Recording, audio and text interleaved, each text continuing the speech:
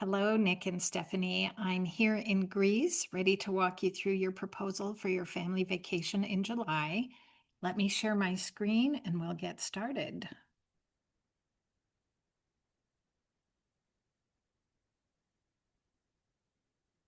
Okay, so the first thing you're going to notice is I provide some general information on everything from embassy contact phone numbers, money exchanging, weather, electrical conversions, and medications and vaccines. Please read through this on your own time, as these details will help you prepare before you travel.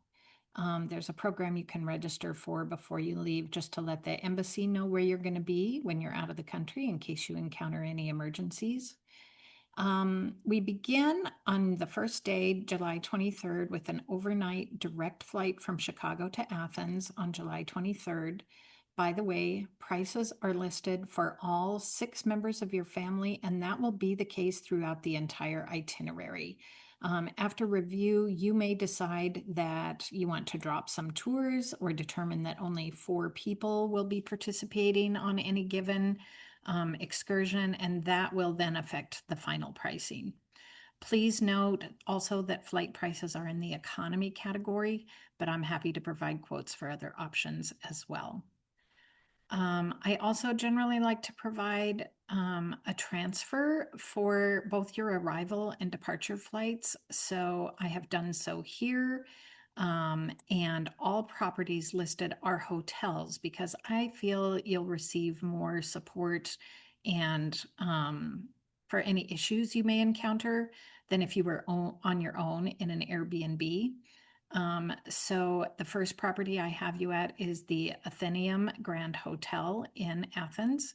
I am happy to research Airbnbs if that is your preference, but I am not allowed to book them on your behalf as the company wants to ensure the person making the reservation is also the one who will be staying on the property. So you can explore these properties in greater detail as you have time. Again, the price reflects two rooms at each property, one for you and one for the grandparents traveling with you. There are some photos here, and you can click on these and see these expanded and explore as I send you the link for this. You'll see some general information in each city you'll be visiting to give you ideas of things you might want to do in destination. And you will want to give yourselves some times to adjust to the new time zone.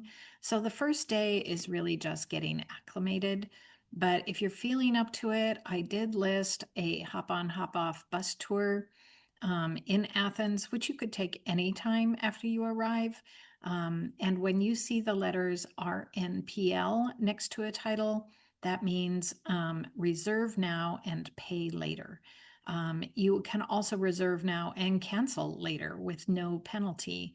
And I recommend that if there is a tour that you're even thinking about taking. Most of these tours will fill 90 days prior to their scheduled departures. So, first day, not a lot planned because you're just arriving. But on your first full day in Athens, I'm proposing a Greek food walking tour. Most things I'm recommending in the morning because you're traveling in July and I want you to get there before it's too hot and crowded, and also to give you time to get back to the hotel for naps if you find the kids need some downtime. I generally only schedule one thing a day, so you have plenty of time to incorporate other activities that might spontaneously pop up or interest you. So again, price reflects all six people. Usually your youngest is free, but you can look at what all of this includes. Again, click on each of the photos to see what you would be experiencing. And then on to the next day, Sunday, July 28th, is an early morning tour of the Acropolis, again, before the temperatures and crowds get too high. You don't have to have a guide, but the other option is to download an app and walk around with earphones, which is what we did. I kind of gave up after a while because I wasn't even sure I was standing where I was supposed to be in order to get the right information. So the tour does provide a little bit of culture and history and also kind of keeps you on track. These tickets do not include the museum at the base of the Acropolis, and I do think it would be very interesting for adults, but there is not a lot there for small children. You can take them to the exterior of the museum, and they can look down into the glass panels that show the ruins down below. So that might be an option as well. Okay, after that, I recommend just going into the Plaka neighborhood. It's a wonderful place to have lunch. It's where a lot of people do their shopping and just enjoy all the boutique shops and marketplace there. Monday, you're leaving Athens and taking a ferry to Naxos. To maximize your time, I'm recommending that you take the fastest ferry, which leaves at 8 a.m. and takes 3.5 hours to destination. I have you in a superior suite at the Mitos Suites and left the rest of the day to explore nearby beaches. Here's what that property looks like. Again, you can click on all the photos and explore that a little bit more. Here's a list of all the beaches in the area. On Tuesday, I'm proposing a family treasure hunt to get to know the island a bit, but once again, I've listed some other options if you'd like to consider those as well. Naxos do and see.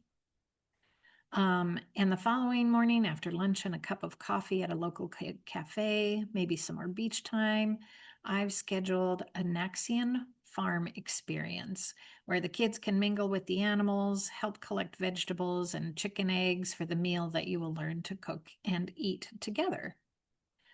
The following morning, is that the following morning, you can enjoy a leisurely breakfast before checking out of your hotel and taking another ferry to Heraklion, Crete. And you will check into the City Lion apartments and lofts. I think it's Lyon is how they pronounce that there. And become familiar with your surroundings once again. The next day is Friday, and I'm proposing a vineyard tour. Although this could also be a day for a day trip to Hanya, which is a lovely way to see the coast of this island. I did try to find tours that weren't more than 4 hours in length, as I know what it's like to travel with a toddler, but sometimes they just sleep during the drive, so day trip might be feasible here. But that's one option, a vineyard. On Saturday, I've scheduled a tour of the UNESCO World Heritage Site, the Knossos Labyrinth. Plenty of room for the kids to roam around here. And then I also listed some possible restaurants in case the parents would like to go out for a night without the kids. Okay, Sunday, I have you checking out of your hotel, heading to the airport, and catching a flight to Rome, Italy. You'll have a driver there to meet you to take you to your hotel at the Quirindale and have the evening to find a local pizza place for dinner. You're in Rome, so do as the Romans do. Monday is a family golf cart tour of Rome where you'll get to see all the major highlights without having to walk. And it's kind of a cute thing because the kids get their own little packet of discovery. On Tuesday, I'm proposing a pasta and tiramisu cooking class. And this would also be your last night in Rome. So I do have two things proposed that day for a guided Colosseum tour. This is a truncated version of the regular tour, which tends to last 3 hours or more. You don't have to take the tour. You can just purchase time tickets and wander about as you choose. But, you know, if you want the history and culture as well, it's nice to have a guide. And that concludes the itinerary. The next morning, I have you checking out from the Quirindale, another transfer from the hotel to the airport, and departing from Rome at 9:45 a.m. and arriving back in Chicago at 1:15 p.m. So the cost for all of this itinerary is $22,754 or about $3,800 per person, which costs out to $15,200 for your family of four and $7,600 for the grandparents. That's inclusive of flights, hotels, transports. It is not inclusive of trip insurance, which I do recommend, gratuities for tour guides, meals, and incidentals. So spend some time to go through this and, take a look at all of the dates and all of the hotels and let me know a time to call or Zoom with you to get your feedback and answer any questions you may have. And I look forward to hearing from you. We'll talk soon.